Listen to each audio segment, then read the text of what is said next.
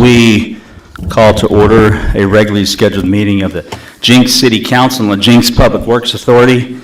My name is Corey Box. I will be your chair for tonight's meeting. I'm not sitting in my typical seat. We're going to have a little bit of fun tonight. This gentleman to my right is Jason Sauer, and for whatever reason, he decided to spend 100 or so of his dollars to win the privilege of being the mayor of the day. So,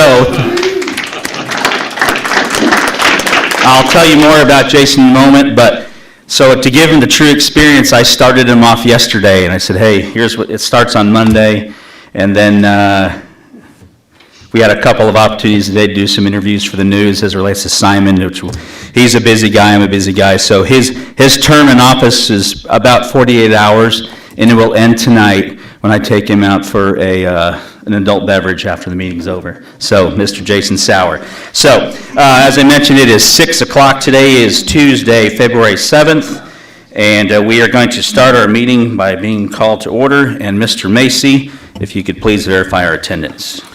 Short. OJ. Here. Kaylin. Here. Isabel. Here. Murray. Klein. Present. Chair Box.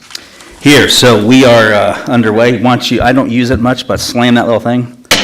There you go. We are officially in order. Now tonight we're doing things a little bit different. We're going to do the Jenks Public Works Authority meeting first, but now that we are here, we want to welcome back our good friend, Pastor Doug Carey from Crossroads Church. He's going to do our invocation. We always start things with God because Lord knows we need help, right, Pastor? All right, come up, brother. Appreciate you being here. And I would like to take this opportunity to say thank you again to the council for that proclamation that you gave our church on our 50th anniversary, and especially to the mayor for coming on that big day in our church's history. What an honor it is to be part of this community. Let's pray. Father, we come to you on this chilly, rainy winter night here in Jenks, just to thank you for your blessings upon our community, blessings upon our schools, our families. We've seen this community grow dramatically just in these last few years. And we know this is a place that people want to move to. This is a place where people want to bring their families. It's a place that is safe and secure, and a place brimming with opportunity. And we're thankful that you brought us through the pandemic, and we're thankful, dear God, now for new days. We're thankful, Lord, for exciting days. And I pray for these men and women who lead our community, tough decisions every day. Leadership is one of those things we all know. Those of us who have served or are serving as leaders, we just want to do the best we can, and I know they want to do the best they can for this community. So bless them, give them wisdom and discernment as they lead our community, and keep them safe, and always bless our people here, this wonderful town that we call home, this great state. And please continue to watch over our country. As the mayor said, we need you more than ever. We ask these things in your name. Amen.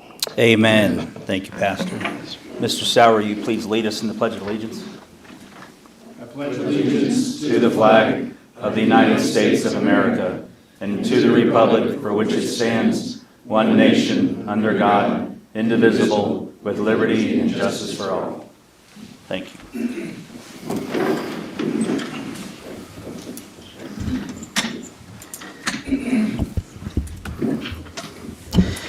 All right, Mr. Sauer, at this point in our meeting, we normally have what we call the Animal Welfare Spotlight, and what that simply means is Mr. Fred Reed, who is our Animal Control Officer, is going to come forward, and he essentially is going to force you to adopt this dog. So that's the good and bad about being the mayor tonight, is you just inherited a new puppy. Yeah, I didn't tell him that part. So you have to take a dog. I did brief my wife. No, I'm joking. All right, well, tonight we have Dakota. Dakota, come on. Dakota is a 8-month-old Malamute mix, so he's going to be a big boy. And he is very friendly, and he loves to play with the other dogs. We've got a young adult German Shepherd that they're good buddies, and they chase each other around and wrestle, and he's going to go see Katie. But they don't want to live their whole lives at the shelter, so they are looking for a home. So If anybody out there is watching and is interested in meeting Dakota or any of his friends, give us a call at the police department at 918-299-6311 or email us at animalcontrol@jenksok.org. You know, Mr. Reed, there's a gentleman in the audience tonight. He's a newlywed. He's a real outdoor guy. He probably could use a big, giant dog like that to take on all his adventures. I'm not going to tell you his name, but his initials are Jason Burks. And before you go, you may want to hit him up if the mayor here decides that he can't take the dog and the 100 pounds of food that he's going to need every week. Okay. Well, thank you very much. We wish you and he the best of luck in finding someone to bring him home. All right, thank you. Thank you, sir. All right, and before we get underway with item number 1, I'd like to read and introduce you again, a little more information on our friend here, Mr. Sauer, who is the mayor of the day for the rest of the evening. And by the way, I haven't had a chance to memorize this, so I'm going to, It's okay. it's long, so I'm going to skip through some of the childhood stuff. That's good. Yeah. If you don't mind. All right. This gentleman's hometown, he's from Antlers, Oklahoma, currently lives here in Jenks. He's the managing director and a financial advisor. Looks like he went to school at Eastern Oklahoma State and the University of Tulsa, where he majored in finance and economics. And you are a certified financial, what do you do? I'm a financial advisor, planner. Okay.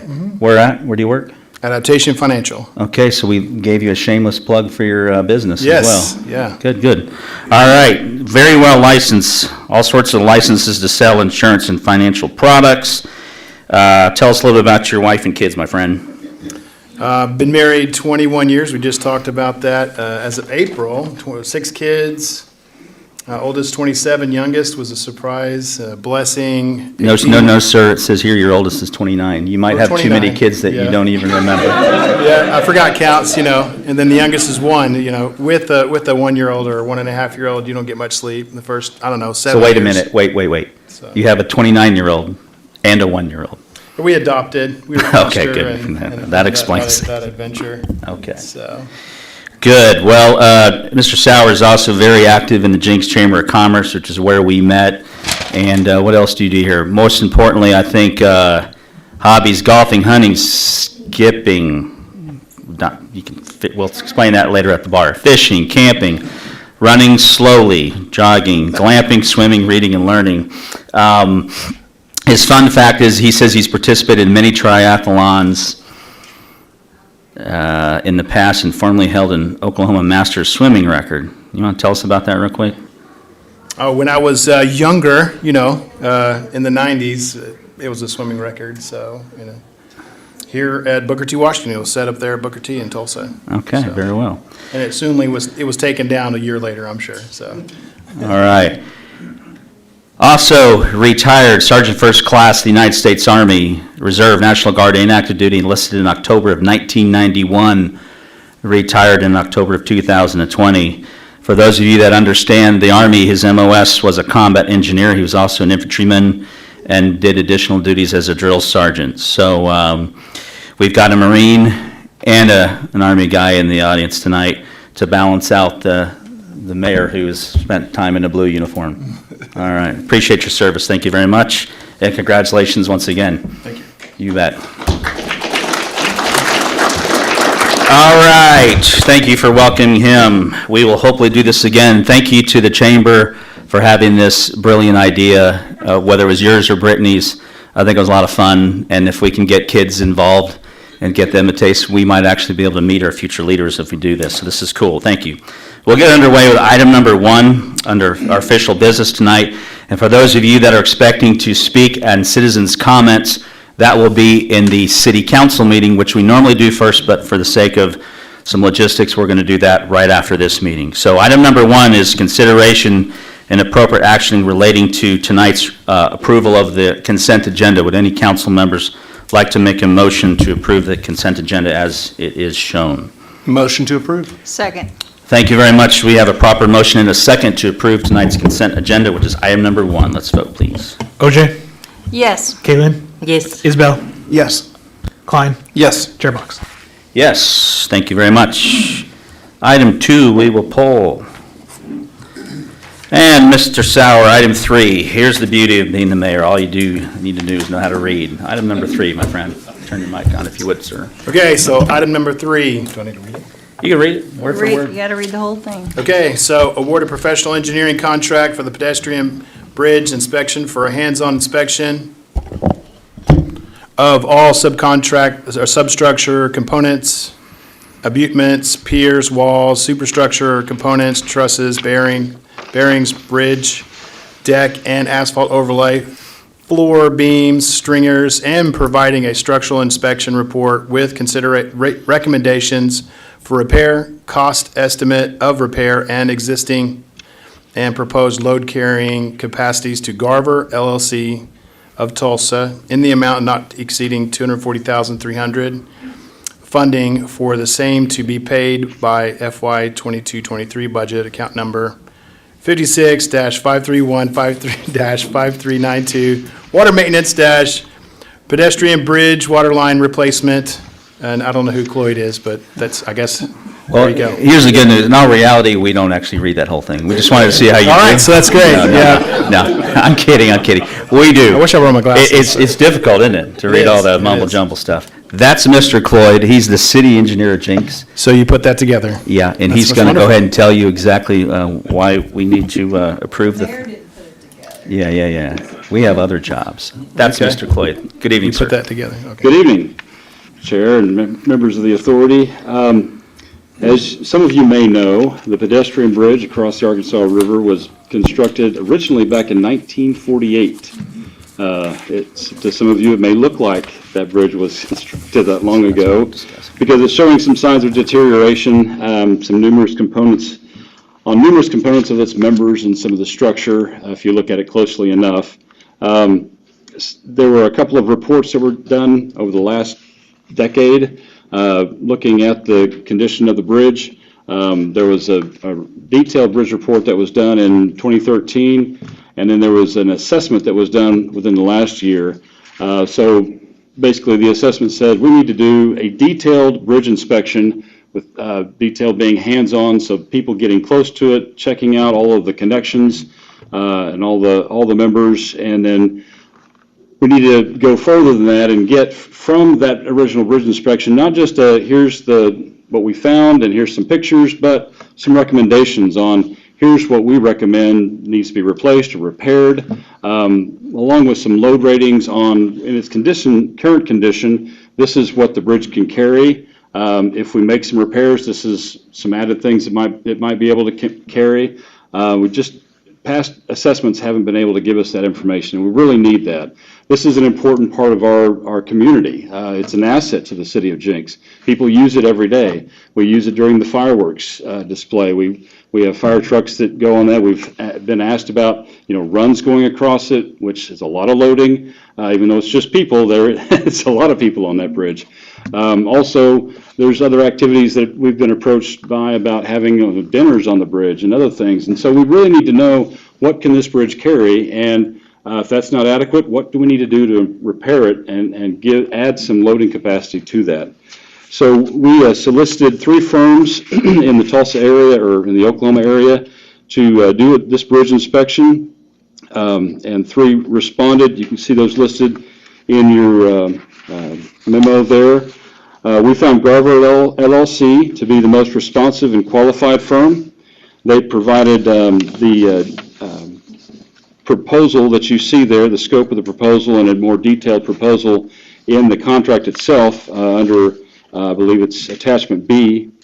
But in short, they proposed to do the bridge inspection with all the items listed there for the amount of $240,300, and it will take them 6 to 7 months to complete this bridge inspection. And then the idea is after the findings of this bridge inspection, we'll then approach them or another firm to do a detailed bid documents for some phase of repair on this bridge, and then put that out to bid to get the repairs done. So staff requests to award the professional engineering contract for the pedestrian bridge inspection to Garver LLC in the amount not to exceed $240,300. Are there any questions for me? The consultant is also here, so after you have questions for me, I'll bring them up if you'd like to ask them some more detailed questions.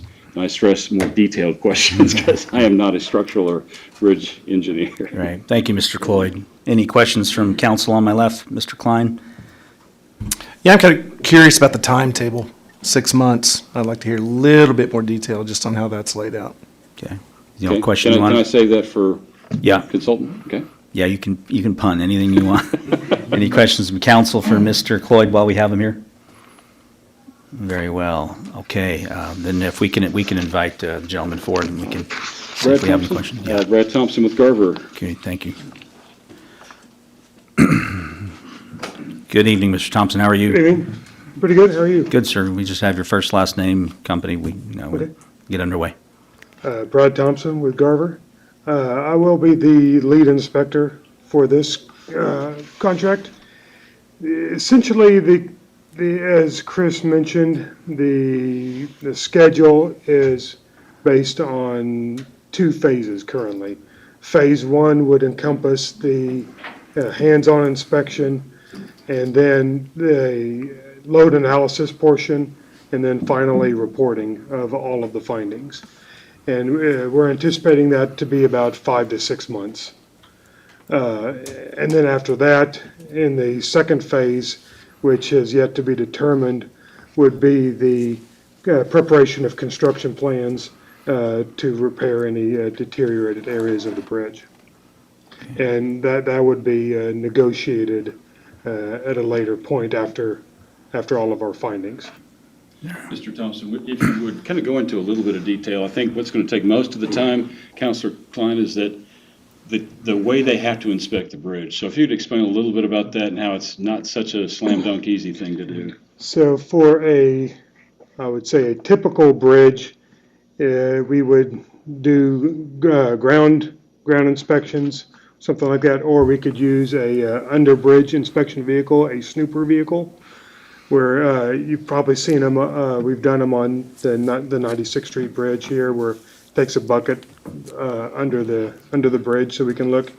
We were informed by ODOT whenever we were first told about this project that bridge probably would not be able to support one of those vehicles, that there are areas of concern underneath the bridge. And so the way we are proposing to inspect this bridge is to use scaffolding where we would hang from the support members, and that would allow us access underneath. And it's a little bit more time involved, a little bit more labor involved, because we're going to be moving it with ladders and chains all the way down. But that allows us to get hands-on to each of these members. With this particular type of bridge, is considered a fracture critical. Most trusses are like that, and so they require and recommend that you be within 2 feet of each of those members. So that's how we are proceeding with this inspection. Thank you for that feedback. I No appreciate it. problem. Any other questions? Any other questions while we have Mr. Thompson here? Okay. Great. Thank you, sir. Appreciate you. Thank you. Anything else for Mr. Cloyd? All right. Further questions? This is a routine professional services contract. We can I move to approve. Thank you, ma'am. Second. Thank you. We have a proper motion and a second on item number 3. We can vote, please. OJ? Yes. Kaylin? Yes. Isabel? Yes. Klein? Yes. Chairbox? Yes. Item number 4. Mr. Sauer, could you read that one for us, word for word, please, sir? Here you go. Ready. And there you go. There you go. Potential executive session for the purposes of conferring on matters pertaining to economic development, including the transfer of property or the creation of a proposal to entice a Jenks Public Works Authority agenda. Oh, never mind. to entice a business to locate within the city of Jenks where public disclosure of the matter discussed would interfere with the development of products or services or would violate the confidentiality of the businesses. Great. Maybe that's good enough, and at this point, we normally ask our city, we normally vote to go into executive session. Okay. And we would ask our city clerk, Mr. Macy, to call for that roll. Need a motion? You need to Yeah, we move need to a approve motion. to go into executive session. Second. Great, we have a proper motion and a second to leave and depart for executive session. Mr. Macy, let's roll call, please. OJ? Yes. Caitlin? Yes. Isabel? Yes. Klein? Yes. Chair Box? Yes, sir, thank you. We will return shortly. Thank you.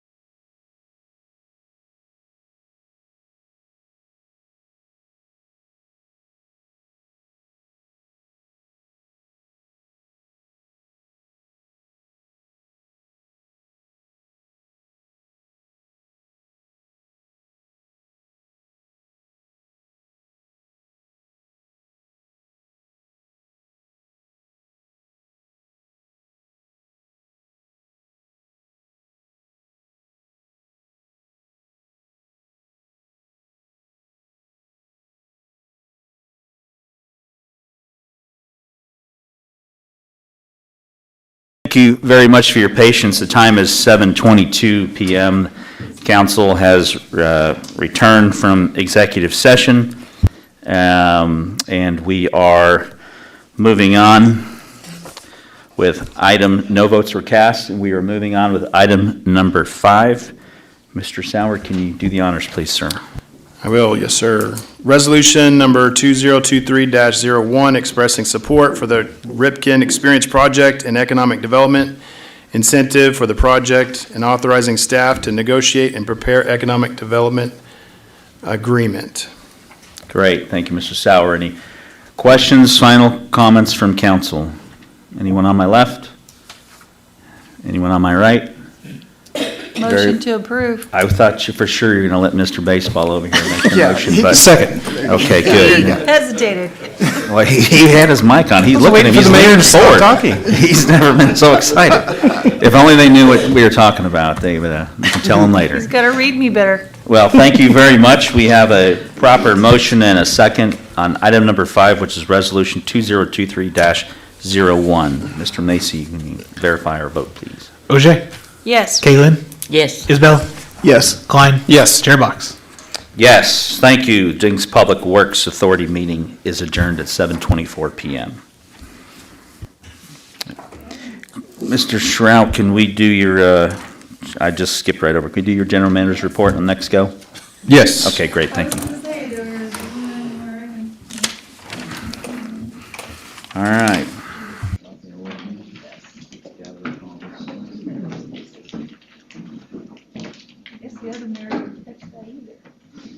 I did not. How many does it take? Vice Mayor's got to pick up the slack.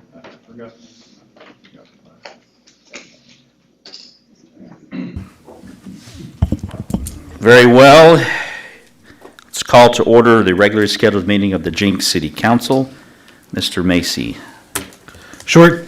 OJ? Here. Caitlin? Yes. Isabel? Here. Murray? Klein? Present. Mayor Box?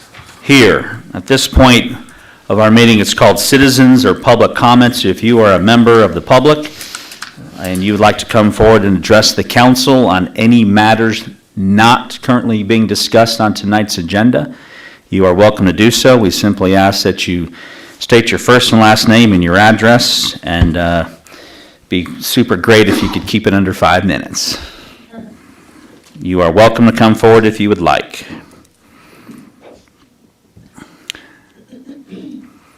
Good evening, sir. Hi. How are you? I'm good. How are you guys? Very well, you. I'm Paul Foster. I live at 2101 West 101st Street, Tulsa, Oklahoma, at the historic 101 Pecan Ranch. I don't know if you've heard of that, but it's a big deal, I guess. I didn't know it when I bought it.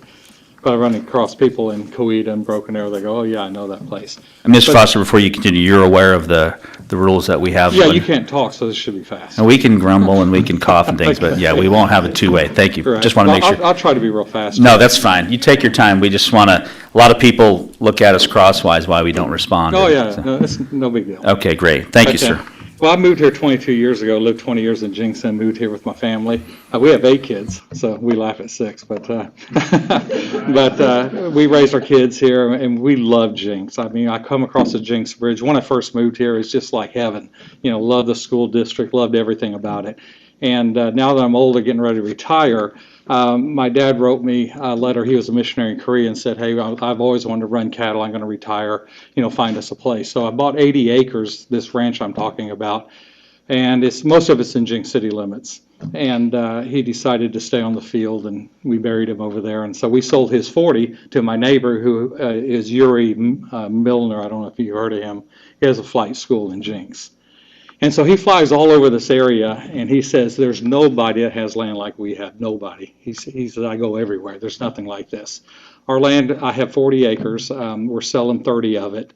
I have 2 people that are currently going to banks. One says, "I can do this." But I thought I'd come to you guys first because it would make a super nature park. And I think that has been discussed by some people here. I don't know, I doubt the council, but some of the others. My neighbor sold his 30 acres by the highway, right there at 101st and Highway 75. Sold it, and you guys paid $40,000 for it. The city of Jenks bought it, paid $40,000 an acre for it. I'm not wanting that much for R30, but I have over 200 pecan trees. It's the most beautiful property you've ever seen. Huge mature trees that are just trunks that are, 20 feet around. There's deer there all the time. I could take you right now. There'd be 10 or 12 deer on the property all day long. People beg me to hunt there. There's no way. I just love looking at the deer. There's bobcats that run across there in the snow. Bald eagles fly all over the place. Now, I think they have a nest on Polecat Creek there, but we saw one flying with a 4-inch or 4-foot branch in its beak, flying across there, I guess, to make a what do you call it, a nest or whatever. Foxes, all kinds of stuff. It's just beautiful. And if I asked you, name me some nature parks in Tulsa, you have to really scratch your head. I guess the zoo has one, right? Or maybe Hakey Creek. I guess that might be a nature park. But it'd be hard to talk about, a nature park. And I'm offering the city of Jenks an opportunity to be able to purchase this, not for as much as you bought my neighbors for, but it'd just be a tremendous place. Frisbee golf, you could put all kinds the hydrologist says you can do all kinds of stuff out there. I talked to the engineer and he told me to find a hydrologist, and there's so much you can do with this land. And it'd just be a great thing for Jenks. It's all about community arts and culture and parks and things like this. 2 things to remember before I quit here. I just flew through this. I was going to talk 2 hours, but I'm almost done. But again, there's 2 things to remember. Number one, it won't be around long. I'm going to sell it to one of these 2 guys. You have probably maybe less than 30 days to think about this. Probably less than that. And when this is gone, there's no more land like this. It's over.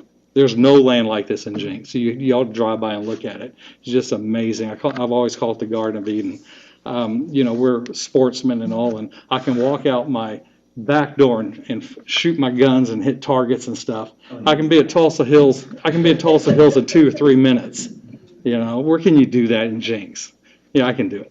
And so I have 40 acres. I'm selling 30. I'm going to keep 10 and live in it, but we'll probably sell it too. So you can buy all 40. You'd have offices and, whatever the parks do. And I don't know how this works. I don't know if you're interested. You write me a check right now, or if maybe you're broke and can't do it. Okay, that's fine too. But just remember, it's going to be gone, and you're not going to have an opportunity like this again. You should have one of these that you can look at a little bit better. I don't know if any of you are associated with the White House, where they do all the weddings. Mm-hmm. You are? Yeah. You're associated with them? I'm not associated, but I'm okay. Very aware. If no one's associated, I'm going to tell you that you'll have more weddings out here than the White House. I didn't want to, compete with them. But you'll see weddings we've had out there. Have you ever seen Robin Hood, where they get married at the end? Kevin Costner, maybe you're all too young for that. This is what it looks like. That's what weddings would look like out there. And so you have pictures here. You have my phone number, all that stuff. But you got to decide quick, guys, because it's not going to be around very long. So Frisbee, is there a Frisbee golf course in Jenks, do you know? No. Well, there you go. I got it up there. We bought stuff, pavilions, weddings, picnics, nature trails. I'm not a bird guy, but I'm mesmerized by the birds I see out there. I can just look at them for 20, 30 minutes. There's bird watcher's paradise. Everything's there. When it's gone, and you won't have another chance. Okay. Thank you, Mr. Foster. My wife says, hurry. If I take her to Cracker Barrel, it'll be okay that I came here. So I'll see you later. You're a hell of a salesman. Thank you, sir. All right. Anyone else? Citizens' comments?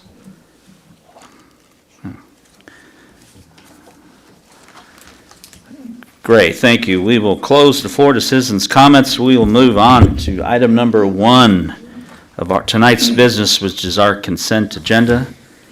Is there a motion to approve tonight's consent agenda or item number 1? Motion to approve. I'll second. Thank you. We have a proper motion and a second to approve item 1 on our consent agenda. Let's vote, please. OJ? Yes. Kaylin? Yes. Isabel? Yes. Klein? Yes. Mayor Box? Yes, thank you. Item number 2, we will pull. We'll give Mr. Sauer a second crack at reading the really long stuff since it's my night off, my friend. Item number 3, if you would, please, sir. Okay, here we go.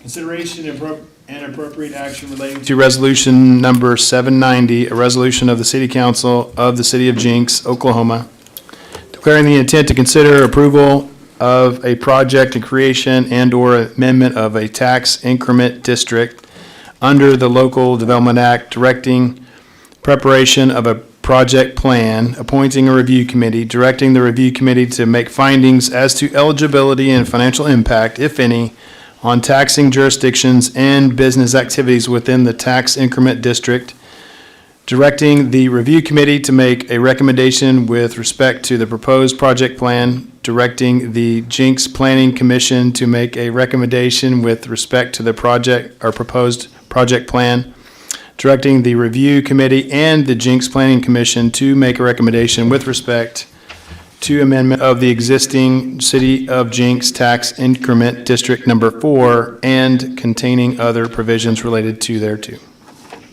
Thank you very much. Yes, sir. It's easier every time, doesn't it? Are we having any guidance from staff on item number 3, Mr. Shrout? Yes, Mayor, members of council, this is the same resolution that we passed in the fall to set up the TIF committee for TIFs 1 and 2. Those TIF committees met in January and unanimously recommended that the Planning Commission and City Council approve the amendments to those TIFs, and this is a similar in that we're looking at TIF 4 and potentially amending that. This body needs to recommend 2 members to represent, 1 to represent the council, 1 to represent the Planning Commission. During the last TIF process, we had the mayor was the chair of the TIF committee, and we had the chair of the Planning Commission, Scott West, who represented them. I would recommend that we have those 2 people work through this process as well. So if you make a motion to approve, the motion would be to approve and recommend the mayor represent the council and Scott West represent the Planning Commission. Thank you, Mr. Shrout. Teresa, was this the one that we needed? You wanted to add some suggested language, or was that it? Exactly what he just read. Okay, thank you. Thank you, Mrs. Nolan. So if, to further clarify, if unless there's any questions on this, if you're willing to make a motion to approve item number 3, just to include the language that if you are agreeable to that, I would chair the, from the council side, and Dr. Scott West from the Planning Commission would serve as the chair on the other side of that. Simple? Where's District 4? It's west of 75, north of 121st Street, almost all the way to 111th.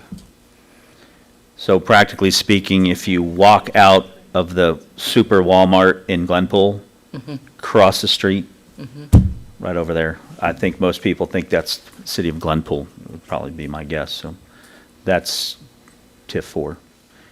Any other questions? Anybody want to make a motion? Motion to approve, and also to approve with the recommendation of Mayor Box being on the TIF committee and Scott West being on the, TIF committee as well. the TIF committee, both on the TIF Yes. committee. Okay. I'll second Do I need to that. reword that? Oh. Okay. And I'll second that motion. Thank you, Mayor.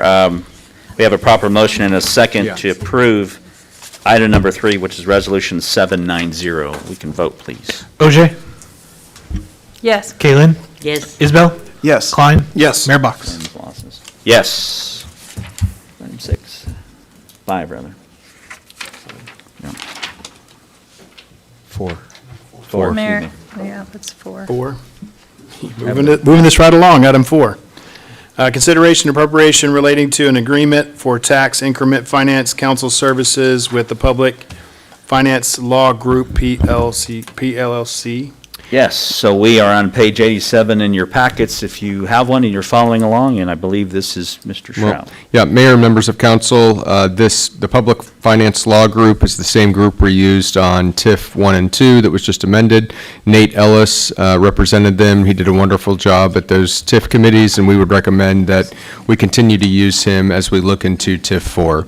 Item number 5, similarly, is a supplemental appropriation to pay for his services. So, but this item is just to approve the agreement. Right, any questions for Mr. Shrout on item number 4? Recommend to approve. And I'll second. Thank you, we have a proper motion and second to approve item 4. Let's vote, please. OJ, Yes. Kalen, Yes. Isabel, Yes. Klein, Yes. Mayor Box. Yes, item 5. Recommend to approve. Second. We'll read it first. Oh, sorry. Item 5, resolution number 791, a resolution amending the annual appropriations by $63,000 in account number 10-214-5252, City General Fund, City Attorney, Professional Services for the fiscal year ending June 30, 2023, to the fund the professional fees associated with the proposed TIF creation amendment work. Mr. Salceda. And as I mentioned, this is just a supplemental appropriation to fund the contract that was just approved. Very well, thank you. Any questions from council? If not, take a motion. Still recommend to approve. Second. Thank you. We have a proper motion and a second to approve item 5. Let's vote, please. OJ, Yes. Kalen, Yes. Isabel, Yes. Klein. Yes. Mayor Box. Yes. Item 6. Item number 6, ordinance number 1605 related to JZ 23-685, a request by the city of Jenks for a zone change to commercial shopping, CS. General location, Highway 75 and 101st, or Hilton. Mrs. Hilton. Good evening. Good evening. Thank you to all the mayors and council. This item is a request for property recently purchased by the city to rezone from ag to commercial shopping. If you look in the middle of page 96, it says request, and then it says rezoning from ag to commercial general. And I should have at least struck through that. If you want to, if you keep your papers, you might want to. We are asking for commercial shopping. Commercial shopping in the new UDO is more restrictive in uses and less restrictive in the bulk and area requirements. So it's a much better fit if, in fact, anything ever developed out there. So with that being said, Planning Commission and staff recommend approval of JZ 23685, rezoning the ag parcel to commercial shopping. Thank you, Mrs. Hilton. Any questions from council on my left? No, and on my right? Very well. Thank you, Mrs. Hilton. We can entertain a motion for item number 6. Motion to approve. Second. Thank you, sir. We have a proper motion and a second to approve item 6, ordinance number 1605 for JZ 23-685. Let's vote, please. OJ, Yes. Kalen, Yes. Isabel, Yes. Klein. Yes. Mayor Box. Yes, thank you. We're going to skip the emergency clause tonight, correct, Mr. Shrout? Yes. Yeah, so due to the fact that we do not have a super majority of votes with 2 counselors not in attendance, we will skip item 7, the emergency clause for ordinance number 1605. Moving on to item number 8. Item number 8, ordinance number 1606 related to JZ 23 PUD 137, a request by Wallace Engineering for a planning unit development to allow for a food hall, general location north of Oklahoma Aquarium. Mrs. Hilton. Welcome back. Thank you so much. So this is an exciting project. I will let you know in advance, there's no one here this evening representing this project. I'm not sure why. They're not here. The Planning Commission heard this item on January 19th. It was approved 6-1, one noting that we have one planning commissioner that has resigned and we have a vacant seat. So in August of 2021, City Council approved Resolution 741, encouraging and incentivizing economic development on the lot known as 200 South Aquarium Drive. So this is the parcel just north of the aquarium. Originally, a couple of years ago, we had approved a specific use permit for a skydive arena. That SUP would be abrogated through the process as we move forward, but it's also expired, which happens as well, so it's really a moot point.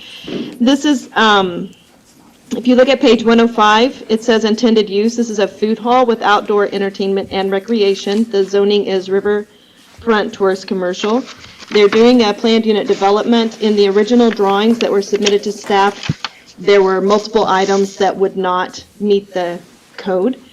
And so they had originally submitted a specific use permit. You can't go through the specific use permit process if you have variations or deviations from the code. So I recommended that they do a planned unit development. When they resubmitted, they said that they would meet all the elements of the code, which was surprising, and with the exception of their parking. So they still couldn't meet that element of the code.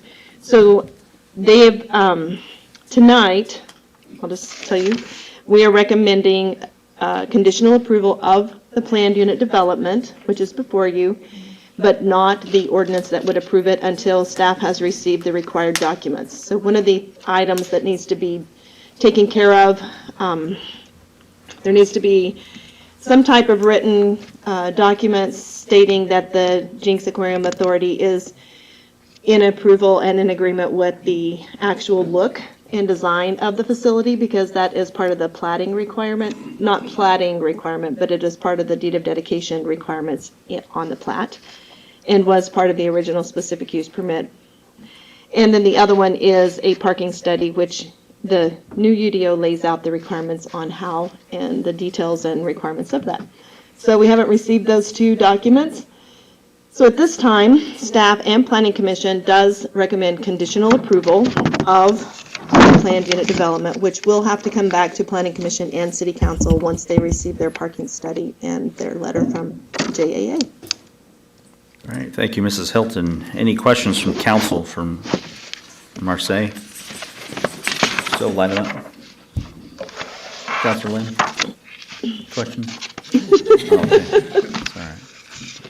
Great, thank you. If there are no questions for Mrs. Hilton, then we can consider a motion on item number 8. Motion to approve item number 8. Second. Thank you. We have a motion for item 8, which is ordinance number 1606 related to JZ 23 PUD 137. Point of order. Yes, ma'am. In the Did you say point of motion. order? Good for you. You've been hanging out with her. In the haven't motion, I heard just that want to be clear that this is not, the way that the item is written in the agenda says that it is approval of the ordinance, and we are not approving the ordinance this evening. We are only approving the JZ 23 PUD 137 with conditions. Okay, motion to approve JZ 23 PUD 137 with conditions. Correct. Second. Very well. We have a proper second and a motion on item number 8. Let's vote, please. OJ? Yes. Caitlin? Yes. Isabel? Yes. Klein? Yes. Mayor Box? Yes, thank you. We can't accomplish number 9. We will skip and we move on to item number 10. Mr. Sauer.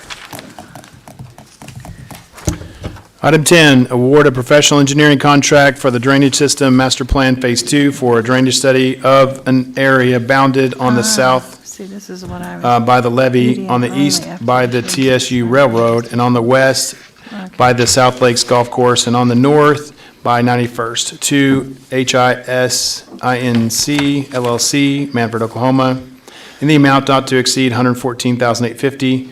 Funding for the same to be paid by the 2010 GO Bond Fund, account number 24-522-5393, Drainage System Master Plan. Mr. Cloyd.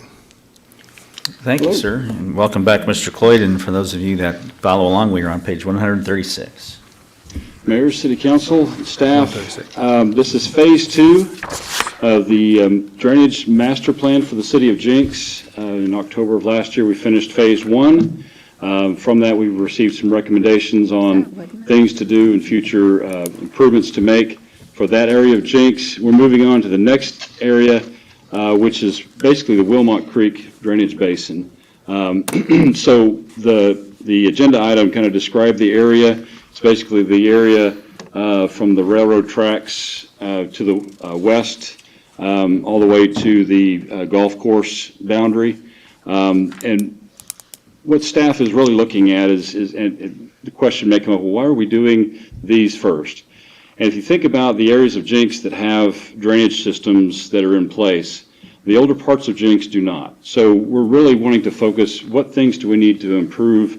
What do we need to do to improve the drainage systems in the older parts of Jenks that don't have the 100-year drainage system in those? So we're looking at how do we break those up and really address those first. So we addressed the area that was bounded by the levee, the railroad tracks, and the Main Street in the first. Now we're looking a little bit further to the west, and the third phase will probably be north of us here, north of Main Street to the northern boundary, to the river, and then to the railroad tracks. So we get all of the downtown first, and then we'll move into the areas.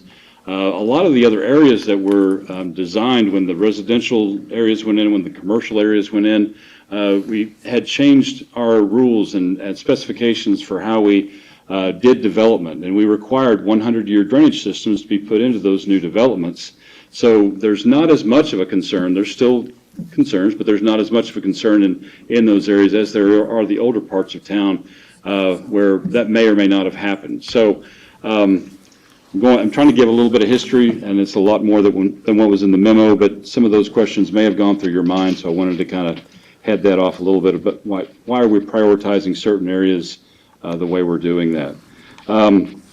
The city is already working with, I'm going to call them His Inc., just to kind of shorten things up a bit. They're already working with His Inc. on looking at an area here in the downtown area, which I'm going to try to describe it the best I can. There's an area that's in the floodplain currently that actually goes through the area where we are now and extends kind of southeast and then goes towards the Wilmot Creek area, which kind of extends to the northwest. His Inc. is working with the city right now on looking at, could we take this out of the floodplain? Are the natural elevations higher than the regulatory floodplain elevations or base flood elevation? And there's a process that you can go through called the Letter of Map Amendment, which is basically telling FEMA, look, you mapped this in the floodplain, but it really shouldn't have been mapped in the floodplain because our elevations are higher than the base flood elevation. So His Inc. is going through the process right now to look at that. It's in connection with something else that was requested of us by a business that's close by, and they're wanting to do some expansion. But anyway, we're working with His Inc. already in this area that we're talking about for the drainage study phase 2. So we thought, he's already doing some of the work for that. Why don't we go ahead and use him for this drainage study? So we asked him to provide us a proposal to provide survey, modeling, analysis, and drainage system recommendations similar to phase 1. So we provided the proposed scope that you see there in your memo and in the contract. He proposed it's very similar listing of things that we did in phase 1. So from a high-level view, site visit, documentation acquisition, data review, and kickoff meeting. Then we'll have an initial public meeting where we get feedback from the residents living in the area on problem areas. Then there's hydraulic modeling and concept plan. Review of previous study areas east of the Wilmot Creek, post-concept public meeting. So we'll have a second public meeting with recommendations from the consultant based on their analysis, and then a master drainage plan report for the phase 2 area. So all the things that are proposed in that scope are proposed to be accomplished for an amount not to exceed $114,850 and a schedule to complete that in 12 months, which is very similar to the time it took to do phase 1's drainage study. So staff recommends to award professional engineering contract for the phase 2 drainage system master plan to His Inc. in the amount not to exceed $114,850. If you have questions for me, I'd welcome those now. The consultant is here. If you have some more detailed questions, I'll ask him to come up after your questions for me. Thank you, Mr. Cloyd. Any questions, council on my left, to Mr. Cloyd or the His Inc.? Vice Mayor? I'm just curious, more than anything else, and you may or may not know the answer to this. Why does it take a year to study a creek that's pretty short, going through a certain section of our city, which is, like right here? And that's another scheduling question that I'm going to defer to the consultant who's actually doing the work, and he can respond to why it takes so long. Because I'm thinking for him to do $114,000 his for work. 12 months, that's a pretty small, I mean, for me, on this paper, it's small. And if you drive it, it's pretty small. He's going to walk it by foot. Any It other wouldn't question- take you 12 I months to gotcha. walk this. Any other questions for Mr. Cloyd before we I'm just saying, bring His Inc. it's a little forward? bit of I'm going concern. to ask Mr. Smith if he would respond Okay. to your question. I would appreciate That's a an good answer to question. that. Okay. Well, thank you, Mr. Cloyd. Please introduce your guest and we'll get underway. My guest is Bill Smith of Hiss Inc. He's a hydrologist that's been in this area for 48 years, doing what he does. He's done hydrology on Arkansas River and many other projects. So he's very well respected in the area of hydrology. So, Hey, Mr. Smith, I want to share a funny inside joke with you. Since I've been on this council for 6 years, I don't know how many times I've heard, I'm just an engineer, not a damn hydrologist. So you I'm a are. damn engineer. So you are. We finally have a hydrologist. So this is what a hydrologist That's what looks it like. looks like. Welcome. Thank you. Please help us understand. Mayor, Honorable Mayor, Council, it's Thank good to you. be here. To answer your question, that is a kind of a not-to-exceed schedule, like a not-to-exceed fee. If we get it done earlier, we'll get it done earlier. There's a lot of steps that go through. Data acquisition includes surveying, and I've talked to the surveyor earlier tonight, and I think I can get them on board. Usually it takes 6 to 8 weeks just to get a surveyor on board. I think I can get them on, and we can start next week or the week after. So I've already cut out maybe 6 weeks. Once we get a basic understanding of the details, it's all in the details, I'll put together boards that we will then have the initial public hearing on or meeting on, so that we can receive input from the residents in the area so that they can voice their opinion of, here's my problem, here's what happens, things like that. I take all that back, and out of all of that, then I'll have to create the hydrology model, which will take 6 to 8 weeks maybe, and then the backwater model, which will be using the survey data and creating that's another 4 to 5 weeks. And then then the real trick comes in as to coming up with all the alternative solutions for the drainage. That's where a lot of the time goes into creating and thinking about the different options to present. Once that is done, then we'll have another public hearing, at which time to present it. Once we receive comments back from the public on that, then it'll take another 4 to 6 weeks or whatever to put together a final report that we can present. So it's just a time process for each phase of the work. Okay. If I can get it done in 9 months, I'll get it done in 9 months. So I get paid the same. I'll get paid the same thing. It's the beauty of being the only hydrologist in the land. Making a comment. Understood. Hey, I got a question for you, Mr. Smith. Mr. Cloyd alluded to the fact that should your study conclude that this property should be out of the floodplain, do your professional services include the application to FEMA to get all of that reversed? I don't think it does under the master drainage plan, but I certainly can do that. Okay, so that's something we would do after this. Should your Just something for y'all to realize, that when Meshack did the drainage project south of the airport and diverted all that flow to the Arkansas River, it changes the flow in Wilmot Creek significantly.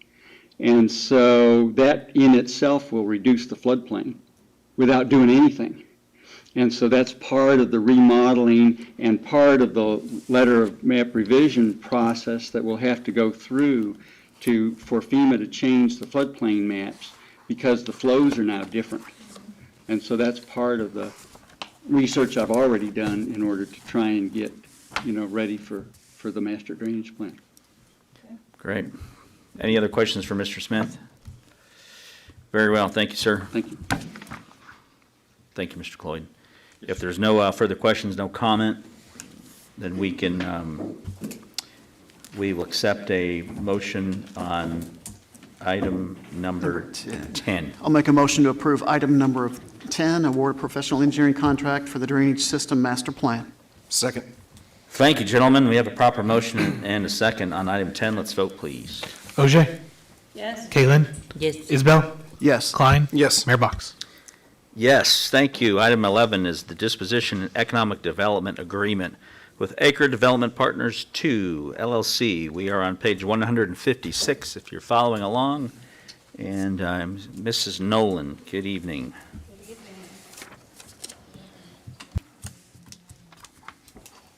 I will give you an overview of the agreement, and then I believe Mr. Ashby is here. I can answer questions you have about that, and then he may have some things to tell you and can answer more questions. This council awarded Acre Development Partners as the successful proposal for the RFP for the downtown Jenks West Gateway Infill Project RFP, which is the library property.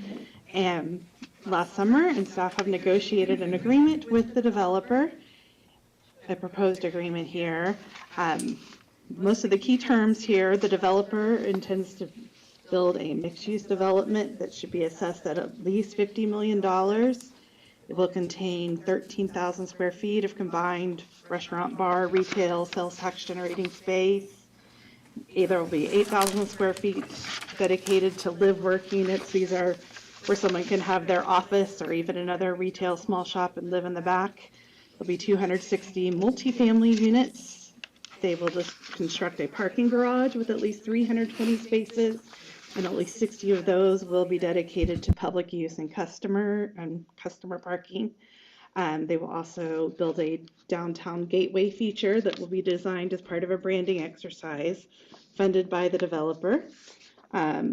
There will also be a playground, some public art, a water feature. There'll be outdoor gathering spaces, pedestrian circulation.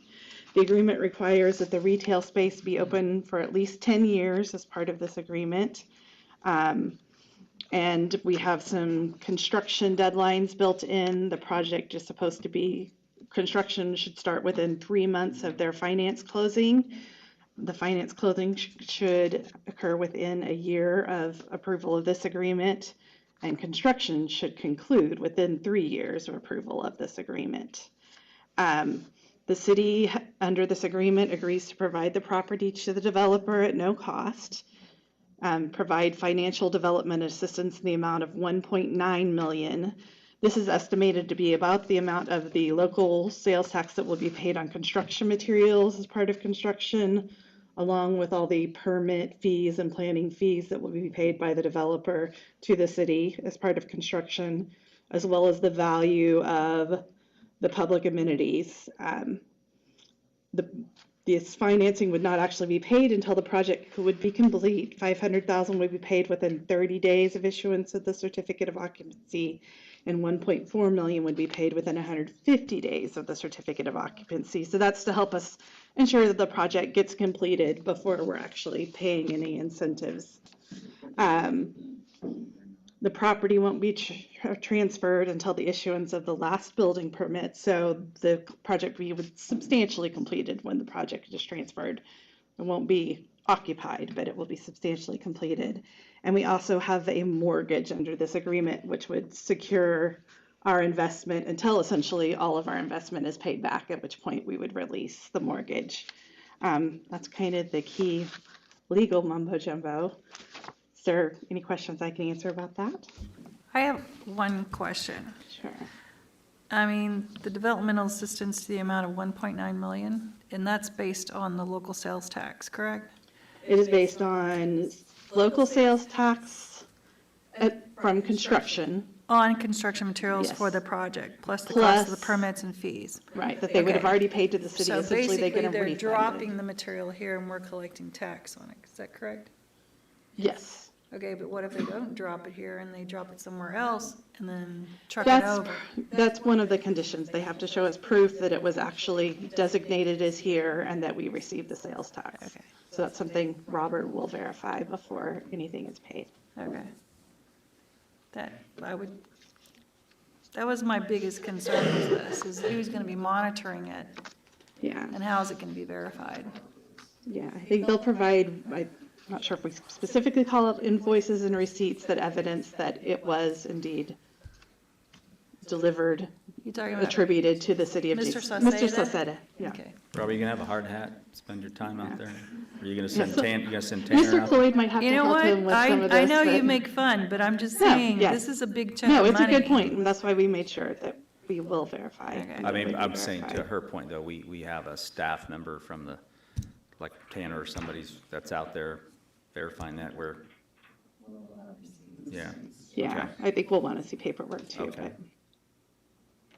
but. Good question. Any other questions for Mrs. Nolan? Is there any part of the contract that, and I'm only speaking not necessarily from what's happened in the city of Jenks, but talking to other mayors for other projects around the county, is there anything in this contract that guarantees that the bottom floor, what we call mixed use or anything non-residential, stays residential regardless of the potential reported failures that the developer could have as a result of just saying, hey, the market's taking a turn, I can't afford, I can't get a restaurant, I can't get this, I can't get that. Yeah, Well, this is so, still going to go through the planning process, and so, I mean, we have protections based on, they have to perform to receive the incentives. and- Right, yeah, I mean, we say, first, before we pay the incentive, it has to be occupied and open for business by those retail businesses. And we have the 10-year clause. So we have several things. Okay. You know, we wouldn't actually transfer the property till those are built out. So we have several steps that are security for that. The mortgage is also, I mean, if that is defaulted on, so. yeah. Are you 'cause- talking about built out and occupied, or are you just talking about built out? There's a big difference. Well, there's different steps and different security. So Okay. the property won't transfer until essentially it's almost fully built out, last building permit. Then we won't actually pay financial incentives till it is occupied and open for business. Okay, And in fact, it's even 30 days and then 150 days after that point. okay. Any other questions? Yes. This is no- Is there a Counselor Lynn. performance bond? There is a mortgage. They aren't they aren't constructing it for us, so a performance bond is not appropriate here, but we have a mortgage, which is a lien on the property. Why isn't it? A performance bond is to insure construction. And with the insurance of construction, since the city is on the tab for giving the land, that ensures that we are protecting our citizens with that parcel of land, is the way I understand that, which is pretty much true. So I see it as we need a performance bond for completion because we've already been through not having it. We've already been through people asking and asking and asking, you know, when is things going to happen? And so we have no guarantee. We have a contract, there's a mortgage, but people default on mortgages. It doesn't mean that it's going to be. It means they can file bankruptcy, and that means that the mortgage is non-existent. So that's what I think needs to be looked at. The property doesn't transfer until it's been constructed. And so we do a performance bond when someone builds something for us on our property to ensure they do that for us. This is not for us in that way, it's for us in more indirect ways. So that's why a performance bond isn't appropriate. So- That's why we wait to transfer until construction is substantially complete. That's how we ensure that happens. So we get halfway through it and something happens. And then we have to back away, just like we've had to go back and redo some TIFs and things like that. So now we have a half-finished project for whatever reason on Main Street, sitting on our land. So our land is occupied, we own the land, and they're still constructing, but yet it's not there. So that's a huge problem that I think that needs to be addressed. Nobody has a future. You know, we never thought it would happen to us before either, but it did. And so I think that's what we need to have in place for us, the But city. I think the difference between this and the mall is we don't own the land the mall is on. So if we owned the land the mall was on and decided that, you know, we didn't want to wait on Simon, we could do something else with the property. And the same thing is true here. You know, if they have to stop and we don't think that they're going to complete the project, we can do whatever we want with the land. We retain ownership of whatever's on the land. and we've lost nothing. Yeah. So We for we time- have, we would have an eyesore to deal with, Uh-huh. you know, similar to what people said about the Simon property, but we still own the land, the library property, until it's delivered. Is there a better way to explain the performance bond versus mortgage We that, can own the land from now and That you know of? forever. But if I'd it's talk half to an done, insurance agent okay, or, well, we can, Mr. Shroud, you want to take another stab on giving us some reassurance that a performance bond is, one, either not necessary or not even valid? Well, we retain ownership of the land. And the protection for us after we no longer have the land is the mortgage, which is a lien on the property, which is a right to the property. And a performance bond is So- basically as you perform, you're paid on. I understand what a performance bond is. So I'm looking to protect the citizens through this project on the land that we own. Because if it gets halfway done and something happens, then we're going to have an eyesore on Main Street. Does that mean we can bring in another developer? If something happens on this, since we own the land, can we bring in another Yes. developer? So to theoretically complete speaking, a project? if Acre Even gets halfway through this project and we have a global war, you know, war breaks out all over the world, and the owners of the company choose to devote their attentions in somewhere else, and they leave a pile of steel and bricks over there, and they choose not to come back, or Mr. Ashby chooses to retire early or enlist in the Army and have go that in serve, writing, though. then We're we making own the assumptions. property. So No, because we still would own the property, and that's in the contract. So is it in the contract that if they leave materials behind, that it belongs to us? fixtures to the property, Yeah. because that's the law. yeah, That's we property own law. whatever's been We don't necessarily constructed. own the pile of steel and bricks. Yeah. If they come get their steel and bricks, that's their steel and bricks. So Counselor Lynn, we own the land until it's delivered in the way that they're asking us to. So just like in any other scenario, if they default, leave, find a better idea, move, retire, choose not to be in business anymore, the worst case scenario for us is we still own the property, we own whatever was constructed, and we have to deal with whatever's there. Should it be a steel frame building and we choose to find another contractor to finish the work, we can do that. Because it is ours until they deliver a product to us. So the assurance that you're looking for, I think there's just as much strength in the assurance of a mortgage as there is a performance bond. The performance bond is not, I guess if you want to disagree, you can, but we feel like the assurances are there. And we all care about making sure our citizens are taken care of. Whether it's called a performance bond or a mortgage or a lien or not, we all care about the same things. I just want to make sure you're satisfied. And if you're not, we can ask Acre to explain it again if we need to. We'll certainly give them that opportunity. I don't see if something happens and they abandon the construction. We own the land, it becomes a two-party thing. It's their materials, it's their construction, but it's on our land. So if they leave, does it automatically revert to the city? Does it automatically, is there a clause in the contract to that effect? Let's put the mortgage aside and talk about what is written, because everything's in documentation when you get into issues like this, just like medicine. And I think the point is, we're not paying for the material. It's their material. Once they affix it to the land, it is then ours, because we own the land.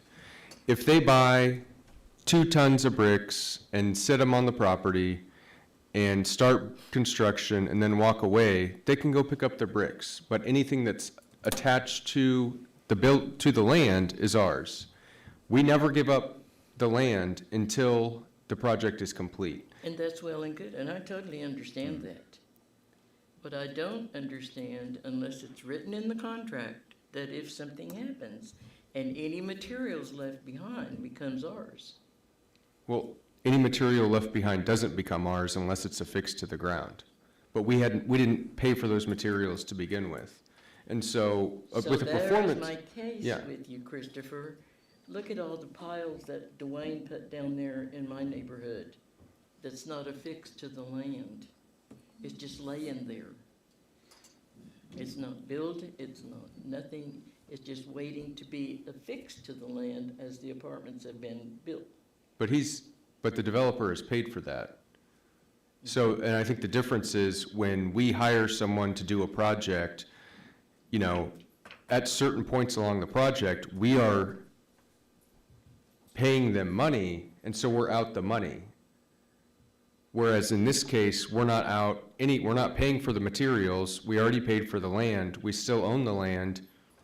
If they want to come pick up their materials, they can come pick up their materials, and we're not out any money. But see, we're verbalizing stuff here that I don't hear that's in a contract. If they leave any materials behind, if something happens, then it reverts to the city. But the law is what the law is in terms of who owns property and when it becomes when a piece of product becomes a piece of the property is when it is affixed to the property. Mrs. Nolan, in your professional opinion, and you can answer this with a number as a percentage, what percentage of the materials that they pay for and they install permanently on our land become ours should Acre choose to depart this project? What percentage of what's left behind that is affixed to the land becomes our property? If it is affixed to the land as a fixture, it is ours at that point. So 100% of it? Yes. The difference is on the apartment complex is the developer purchased and owns the land. So he can leave his stuff there all day if he wants, and that really has nothing to do with us. In this case, that property over there, he can spend the next 18 months digging holes in it. We still own it until it's, I'm past the point of understanding why this is complicated. Apparently, you haven't driven down Aquarium Drive or formerly Apache. But if you Yeah, I do it a lot, Fifth and every time it Apache- rains.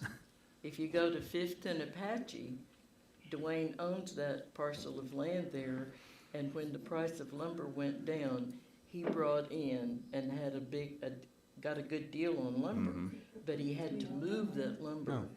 And we talked about the city as receiving, we've gotten tax off of that. Christopher, we talked about that. At Fifth and Apache, Dwayne has put all kinds of lumber there, and as they need it to build the apartments, they've gone down there and moved it over to the apartment site. And what's the question as it relates to this? That wouldn't be our property if they left lumber on the property on pallets. That lumber's not affixed to the land, it's just laying there. Yeah, Right. so that's theirs. They bring in, and there's all kinds of lumber laying around the apartments. I drive by it every day. It's not affixed to the land. Correct, so that's theirs, and whatever is built and affixed to the land would be ours. Like in the case of Dwayne's property, he's built apartments, they're almost done, but there's still some lumber on the ground. The lumber on the ground would be the developers, and whatever has been built would be the city of Jenks. Okay, so say they leave, say they file bankruptcy. I'm just playing devil's advocate here because, again, of everything, we never dreamed what we would be going through, but we did. So they leave, and they leave stacks of lumber. They don't come back and get it. Does that mean we get to keep the lumber that's just not affixed to the ground, that's just piled up there, waiting to be built? We would send them notice that they need to come pick it up. We would send them another notice they have to come pick it up, and let them know that if they didn't come pick it up by a certain date, we would assume that it's ours. It's just like the outlet mall. They poured slabs, they have some steel up. In that case, if we own the land, those slabs are ours, that steel that's erected is ours, but all this other stuff laying around the construction site would be theirs. We would send them a letter and let them know if they don't pick it up by a certain date, we'll assume that it's ours. Yeah, and there are minor legal proceedings that you can do for And that. I like that, but it's not in the contract. But that's just the law. We don't have to put Oklahoma law in our contract. I mean, I wouldn't incorporate statutory We're just gonna go round and proceedings. around, time will tell. So your confidence level is high because this is state law that we don't necessarily need to disclose all the verbiage of state law in this particular contract? Well, Right. but with the, you know, materials, we didn't pay for the materials. I So if they're understand. left I'm on the- I'm trying to, Yeah. I'm actually trying to get to the point where I want her to feel confident. We don't want to have a vote where we have anybody feeling complete with a total lack of confidence in this. If we can't get there, we can't get there, but I would like to see if we can get there. And it doesn't seem like we're getting any closer with you or you, so we'll see if we can find someone to share a different version of that explanation, and we can move on. Is there any other questions for Mrs. Nolan while we have her here? As it relates to this contract. If not, I think we'll invite Aker to come forward. I would also say this, if you guys had an opportunity to interview the committee members that were chosen to pick these winners, eventually the Aker as the winner, one of the primary reasons that I heard was the fact that this was so financially solid and risk-free for us. Some of the other proponents other respondents didn't offer maybe this same level of surety. And we had respondents who wanted the land deeded to them right away before they did any work. So, you know, other than the fact that they had a pretty good project that they presented and, you know, one came in first place, a lot of that is the financial risk that the city did not want to assume. And I think the committee members did a good job of incorporating that financial risk component into selecting Aker as the number one and eventually the winner of that RFP. So, we'll invite the gentleman to come forward and answer any additional questions or make comments about your project if you would. And you now know the task you have ahead of you. If you can help us laymen understand the difference between bonds and mortgages, that would be I'll leave that to greatly the attorneys. appreciated. Thank you. Good to see you again. Yeah, you too. Chip Ashby, Acre Development, you need my address? You live in Dallas still? Still Dallas, All right. 4400. Thank you. Yep. This is Art, lives in Bigsby. Yeah, Art Kennedy, 6935 East 116th in Bixby. Thank you, sir. Yeah, I mean, really, she ran through everything, and we're here if you have any questions. Okay. Tell us about, if you could, just give us a brief, your experience with this particular project, performance bonds. Help us, you want to give us your perspective on what we need to know? And I say this because I really do want the council to be satisfied that that our staff has brought us a recommendation that we can, you know, that has eliminated a lot of our risk.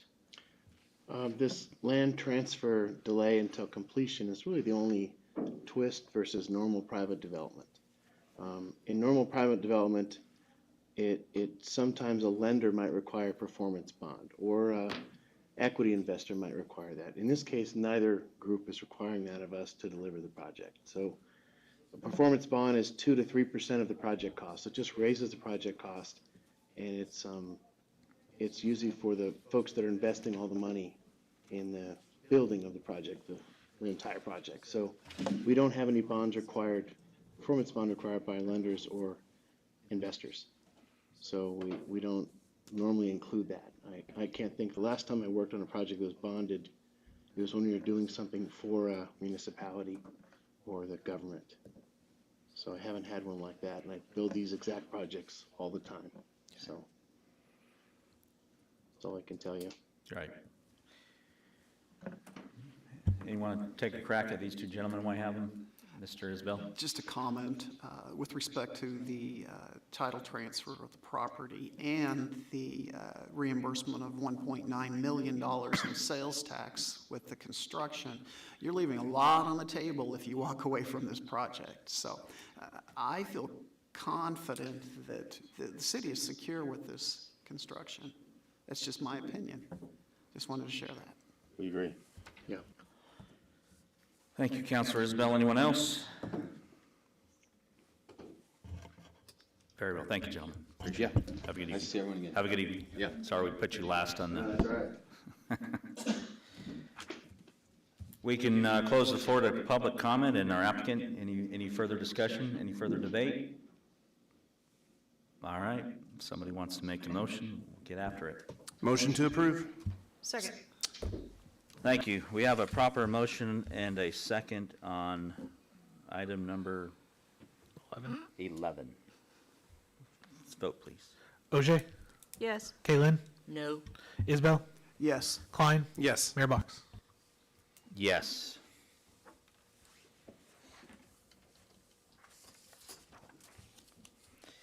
Item number 12.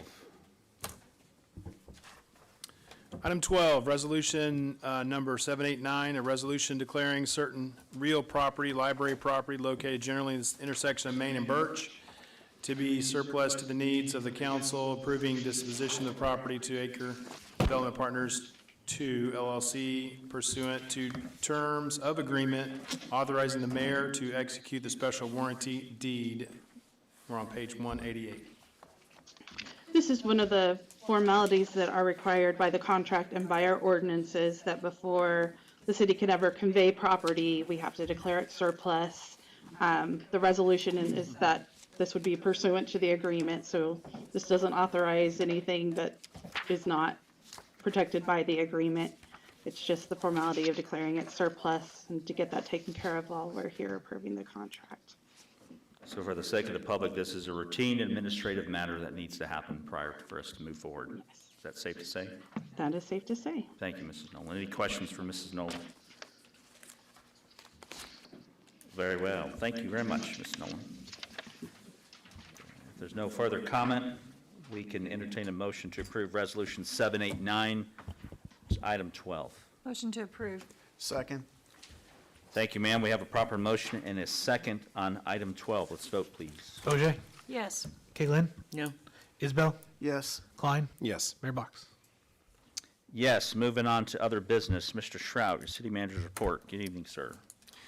Mayor and all members of council, as I may have mentioned, we had 2 TIF committee meetings in the month of January. The purpose of those meetings was to discuss the modification of the boundary of TIF 1 and the abolition of TIF 2 and the creation of a new TIF district that includes the aquarium property, the original TIF 2 boundary, and land south of Polecat Creek on either side of Elm Street. The TIF committee unanimously recommended the Planning Commission and City Council approve the TIF as written. ODOT along Highway 75, staff met with ODOT to discuss their timelines and plans on improvements to Highway 75 corridor. ODOT is currently conducting a study for interchange improvements and widening from 121st to 151st. They expect that study to be completed next winter. They are also conducting a study of Highway 75 from 121st north to Polecat Creek. They expect that study to be complete this summer. We have a meeting with them next week to discuss a traffic impact analysis to review what impact a large-scale development north of 121st, west of 75 may have on 121st. The Fox Run pavement repair, the contractor has completed patching 4 of the 10 streets in the project. Elwood Avenue design, the consultant has provided preliminary designs for staff to review. The 101st Street Trail, the bids for this project will be open this Friday. Frontier Justice, they have been issued a building permit. We continue to work with High Five to try to narrow down the proposed location on the aquarium campus for their development. And staff is working with traffic engineering consultants on additional signage at the traffic circle south of the turnpike to ensure motorists are aware of where to exit the circle depending on their destination. Upcoming events, next Wednesday, we have the Jenks Chamber Lunch at noon. If you have any questions, I'd be happy to answer them. Thank you, Mr. Shrout. Any committee reports or council members? The floor is yours. Anything you want to discuss? Anything coming up? Very well. Thank you to city staff, whoever got the that link activated for where people can go and register their interest in volunteering and submitting resumes. That's fantastic. Nice job to the fire department for your efforts this weekend. Appreciate that. It's funny how many text messages you get when the smoke was as black as it was and billowing as it was. We appreciate you guys and thank you for your efforts there. I will be in Oklahoma City Thursday and Friday for the Oklahoma Mayor's Conference. We'll be meeting with the Lieutenant Governor, maybe with the Governor, and it's kind of a miniature version. If you guys are familiar with Tulsa One Voice or Tulsa County One Voice, it's kind of a different version of that where it's the Mayor's voice, the things that we want to see for this legislative session and it gives us the opportunity, we'll actually sit on the House floor and vote on resolutions that we'll send forward to the Lieutenant Governor to push to the House. So if you guys have anything pertinent you want to talk about, I would encourage you to, if you do not already, you guys should know Fred Jordan. I would reach out to him, make sure you are on his email distribution. There's some significant, interesting state law that could be passed this year that is no bueno, depending on your opinion of certain things. So if you're not getting that email, I think it comes from city staff, but make sure you're on that distribution. It's a really good insight into what our legislators are about to consider becoming law, and it's your opportunity to talk to Mr. Sims or Senator Rogers or anybody that you guys have access to and make sure they understand where you guys stand on these particular things. So it's a really good opportunity to have your voice heard. And other than that, am I missing anything? I believe that is it. Thank you, sir. Appreciate you being here. You got about another hour or two with me if you want. Other than that, grab that little hammer thing. Go ahead and give it a smash. Actually, Mayor, before we do that, I have something to say, Yes, ma'am. please. Counselor. You know, I was really given the opportunity to sit in this chair with the most votes ever cast You sure did. in the history of Jenks for a city councilor. And that was an honor that can never be really repeated, because I was first to have the most votes. Since then, Councilor Short, Councilor Klein kind of beat me, but just by a few votes, just by a few, not much. So it's been an honor to sit in this chair and to represent the citizens that have been left out, not listened to, or heard from because they knew it was no value. You know, some things happened whenever I first got in this chair as I did a reflection over the past 4 years. And one of the ones, and I have been here for, I don't know, a couple of months, 3 months, less than 6 months.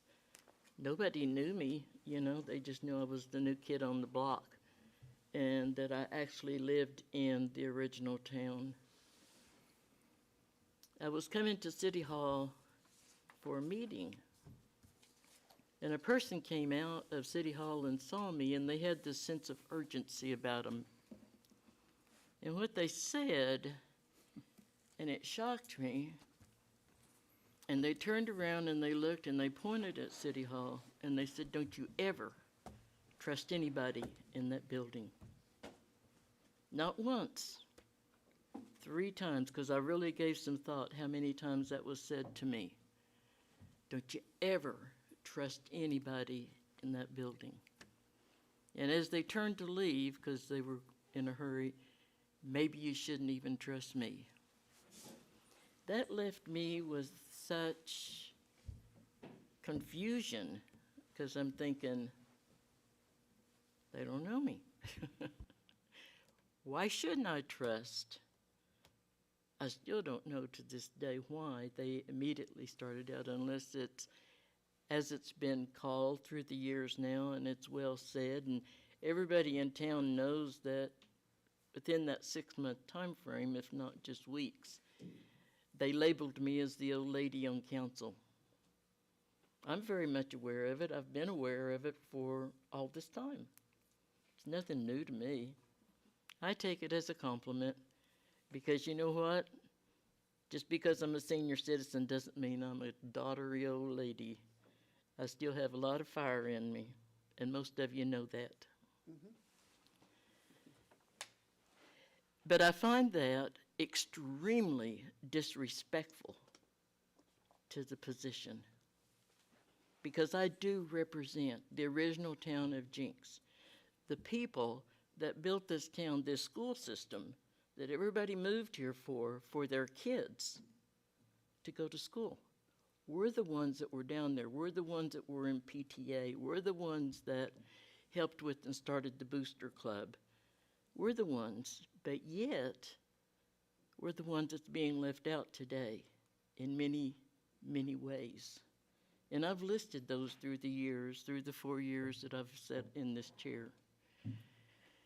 Do I feel like I've been heard? Absolutely not.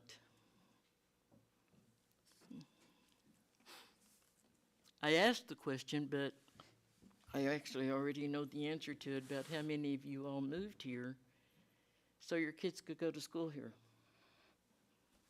or a job in Mr. Shrout's situation. How many have campaigned that you're connected through family to the city and you show loyalty? But when we come to talking about the original town and the needs because of lack of maintenance, it just kind of filters on through. Nothing's ever done. It doesn't make any difference how much documentation.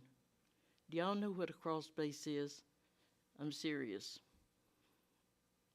Do you know what happens to a house when the crawl space floods? Think about it. That's what happens in Old Town. I've brought this to the attention of several people over the years. Finally, after about 2 years, some digging out took place just south of Duncan, which took care of the problem. It was amazing. So there is a double standard that I have learned through my time here for the people that live south, for the people that live west. There is a double standard. The people in Old Town actually come to City Hall.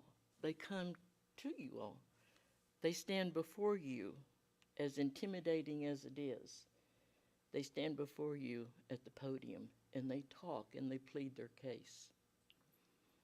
But I've also known, one of my friends said, it doesn't do any good to go down there because everybody goes, yes, yes, yes, yes. That's one of the reasons I decided to run for council. And I've learned a lot about that and what she said and all the talks that go on. Take the apartments at 3rd and Aquarium. I'm going to do a comparison here. As I said, there's a difference between South, West, and Original Town. When those apartments were first being and the PUD was brought before council, I asked council to please just help us do something, because you took away our privacy down there when this was voted in.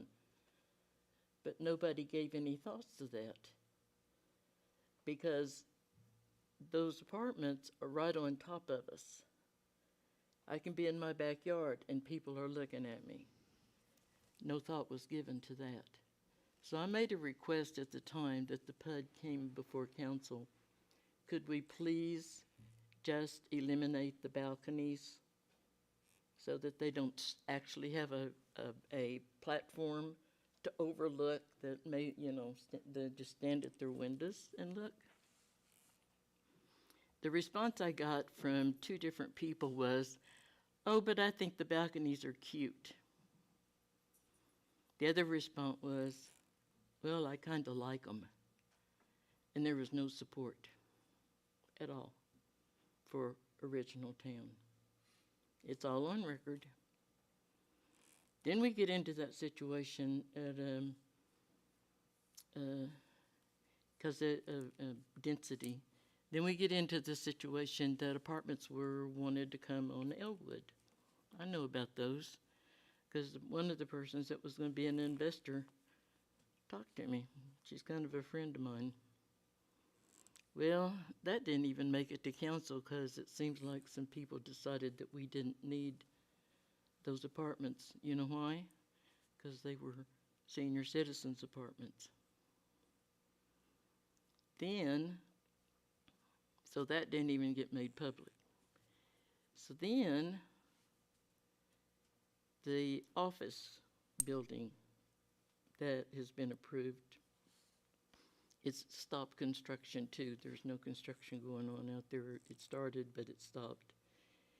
Well, there were some letters that came from the addition that abutted up to them. The letter was all kinds of very valid questions, concerns that they had. Well, next thing I know, there's some people going out there from leadership looking at the setback to see about the setback, to make sure that there is a setback. The comparison I'm making is nobody cared about those apartments that were invading us, but yet they chose to go out on Elwood because of those concerns. Then we had the ones that was going to be at 111th and 75. There was a PUD on that, already a PUD, and my understanding through conversations, the PUD couldn't be changed. Well, and all of this is density. You know, we had this big discussion about how Jenks needs density, so I want to be sure I get that word in. So, all of a sudden, that got changed. The zoning of it got changed. And all the letters that went to our planner, Marseille, I got letters, emails, and I read through those emails, and I noticed where they were all coming from. And they weren't even affected like we are there in Old Town. Those emails came from, I can't remember now, I should have brought them with me, but they came from the people that lived a half a mile away, 2 miles away. You know why? Because it was in other people's back door. That's why. And I could name them, and you probably already know that. So I ask you to think about that. Then we get into the water testing. And I passed out a map to show you how the city makes us an island. We're nothing. The water testing was all around us. I took back to 2017, and I got a map of each one, and they just overlaid. Our water's not even tested. Everybody else's is. And then they did come and test the water, but I was forewarned before they did come and test, because I talked to DEQ about the process and how it was done and how it was chosen, because the city chooses which areas to test. So I talked to DEQ, and I came back and I said, we need our water tested.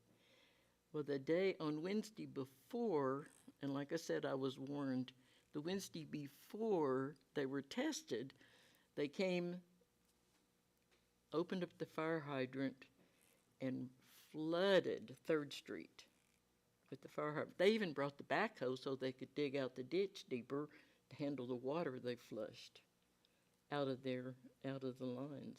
So we didn't even get a good read on that.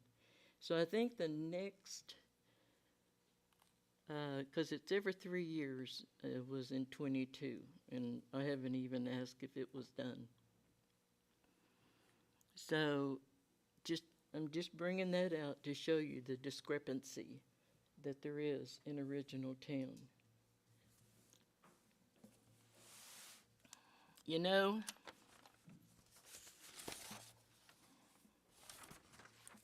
when I started thinking about citizens and their effect, and I'm 100% for economic development. I'm excited as I can be. I wrote a big editorial on the building blocks that Jenks has, that any city would be happy when I ran for this seat. And my big thing was for economic development. And I wrote how we had missed opportunities on economic development. So whenever I've mentioned in conversation through an area that is being developed that is going to affect citizens, the statement was, well, we're not letting 28 houses stop us from economic development. And that's cold. I am very much one, you can't put emotion into business or in decisions, but you can put compassion. on what we're doing to us down there. Show a little compassion. We are the citizens that made this town. At least respect that.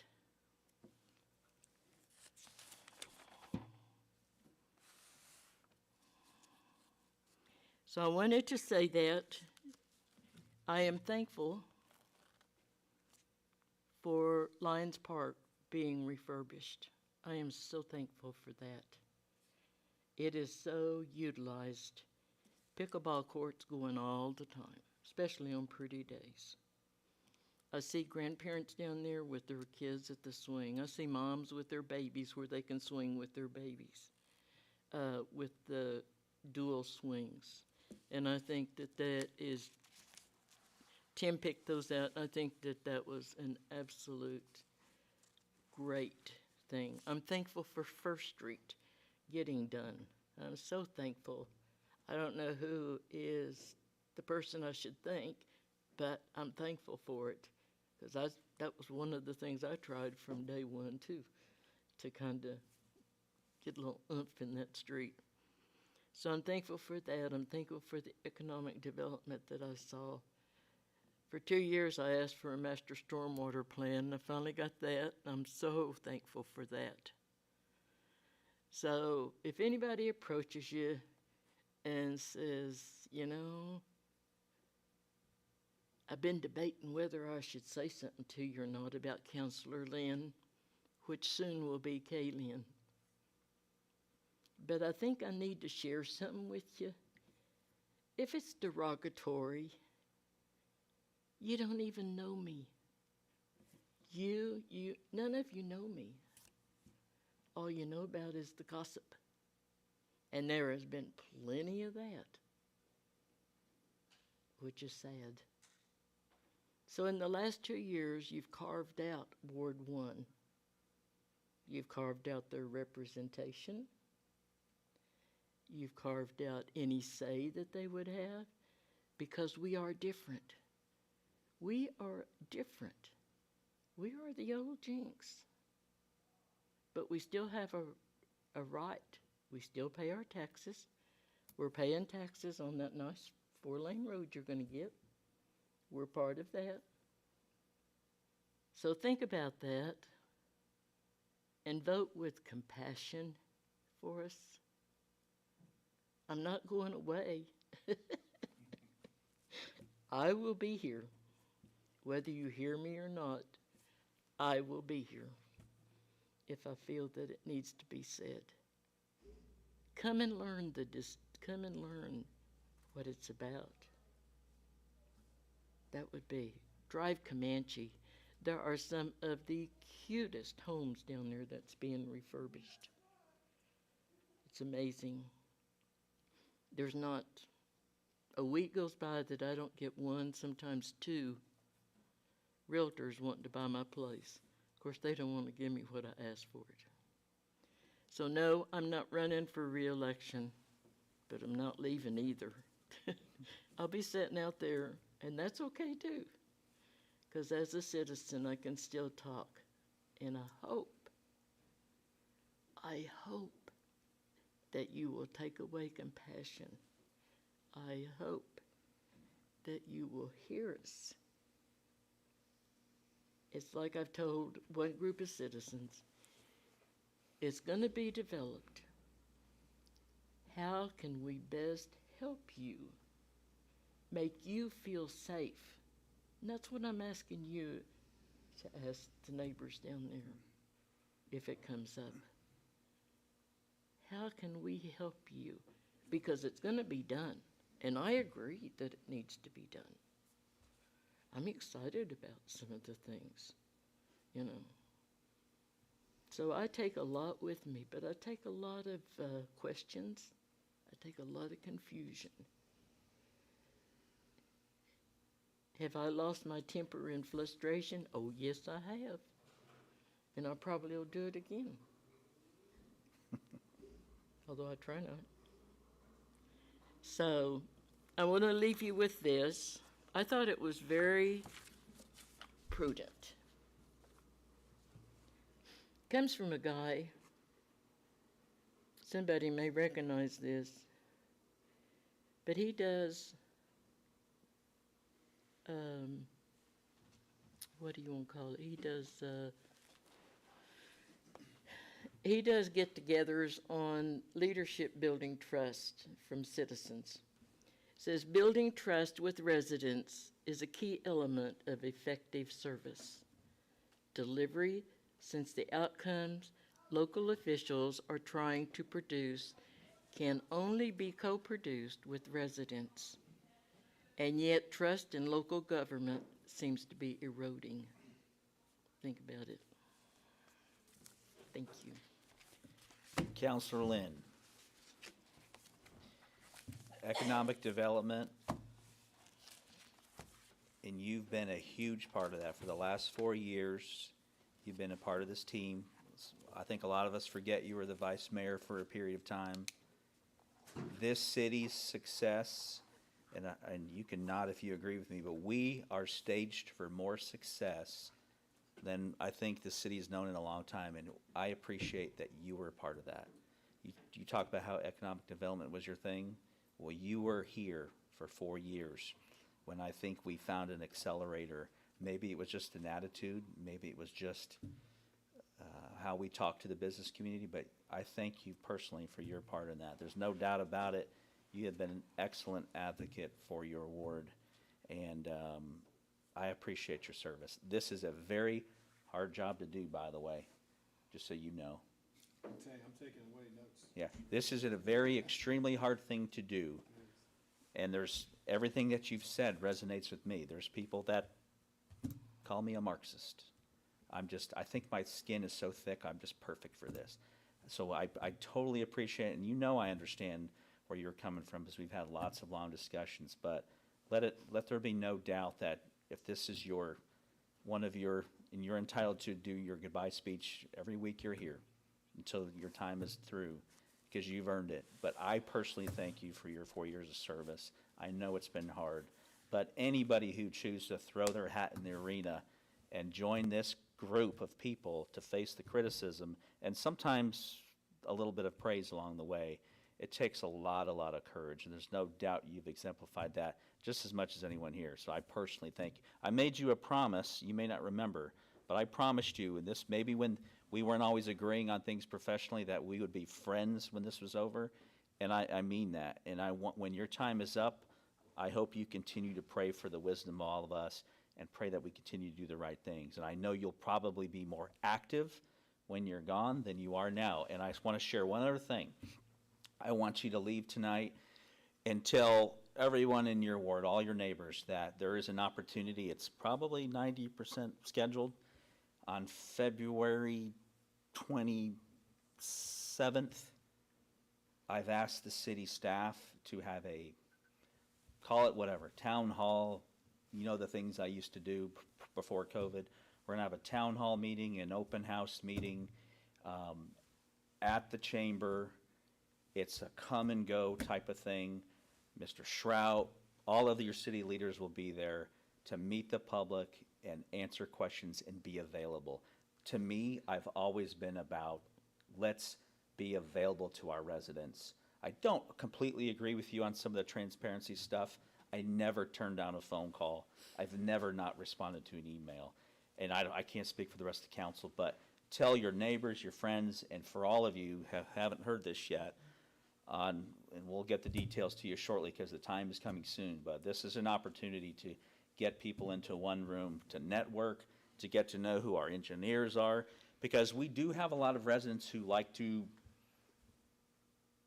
criticize the work that we're doing, but it's much harder to do that when you meet a gentleman like Chris, Mr. Cloyd over there. It's really difficult to say he's not doing his job well, because he is. He has the same constraints that a small municipality has when it comes to getting a plan done fast enough, and we can never do things fast enough. And we can never have enough money to please people as fast as they want to be pleased. But I genuinely believe that these people sitting in these tables are trying the hardest that they can. And if they're not, then we'll address it with him. I think they're doing the best that they can. And I think for the most part, we are doing the very best that we can. And if any one of us goes to bed at night and decides that we no longer care to listen to people, that's the time we should leave public service. But I know for a fact that you will not leave. You're going to stick around and be more active than ever. I welcome that, and I think we can find a new synergy to work with you and all your friends and neighbors that are down in what we'll call Ward 1. I think you'll probably have good representation for whoever that chooses to take that seat and represent the city. But that was a long way of me saying thank you. There's no doubt about it. You've worked your butt off. You knocked a ton of doors 4 years ago. You became the vice mayor of Jenks. You volunteered. You gave up a lot of your time. And I personally thank you. I hope to speak for the counselors that aren't even here. We all thank you. Sometimes we don't always get what we want, but there's no doubt about it. You came and you brought your fire. You brought some brimstone. Sometimes you brought some honey and vinegar, but it's been truly enjoyable experience having you here. I mean it. If we didn't have any of this, it wouldn't be so much fun. So I personally thank you. And I look forward to you being a part of our future success, whatever it is that you decide to do. But February 27th, rally the troops, and you'll have an opportunity to do all the things that you've always hoped we would do in front of your neighbors and friends, and that's sit and talk. What I want to ask is to be sure and put it on the agenda at least 10 days before the 27th to please do mailers for the neighborhood. Now, I'm going to add a caveat or an extension of what I said, because I have heard that said that it's time for my neighborhood to come of age and get a computer or to get on social media. That's all well and good, but are you going to pay their internet bill? These are people that live on Social Security.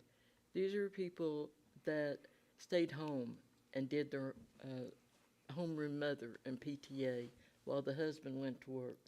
These are people that were before 401ks and things that we're used to. Yes, I was fortunate. They weren't there whenever I first went to work, but I was still working when all this evolved.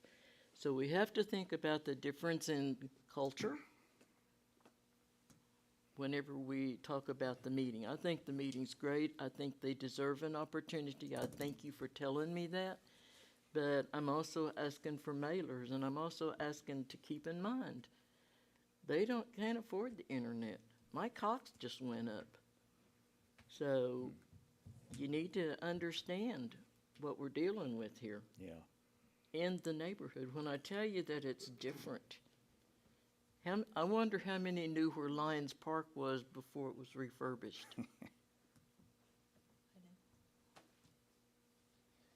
Did you know it was the original park in Jenks? Well, you told us. Mm-hmm. So if we didn't know. Anyway, Yeah.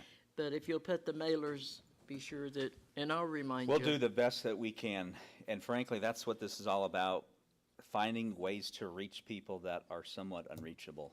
And you know who that demographic is. That's the hard part. But, I think we strive to do whatever we can. This is not about eliminating people or excluding them from a discussion. Even if it is, I promise you, I'm not aware of that. Because that's not my part, that's not my heart, and that's not my goal. And certainly not the vice mayor's priority either, to make sure people don't receive these updates. So we'll do whatever we can. February 27th, we don't know, 6:30, whatever we have to do, at the chamber. Everyone's welcome. People that are accountable, that make decisions on behalf of the city will be there. And is that possible? We didn't do so well on mailers last time, did we? Well, are we going to mail this out to the entire city? Nah, it's probably not workable, is it? Well, as long as you don't send it to California, we got a lot of clearinghouses here in James. I tell you what, I will ask the city manager and Mrs. Butterfield to figure out what a cost would be to a targeted area. Maybe we could target Ward 1 or. I think we're way beyond. Yeah, maybe we could figure something out. We'll do the best we can. But. Put it on the water bill because it gets lost. There's already Okay. too much little- Yeah, okay, but yeah, we'll do whatever we can that doesn't, with the time that we have. That's not compassionate. Okay. Thank you, appreciate you. I think that's it, sir. If you'd like to, we can look at the clock, tell us what time it is, smack the thing, and tell us we're adjourned. I have 8:56. We're adjourned. Thank you, sir. Thank you for the experience. Good night.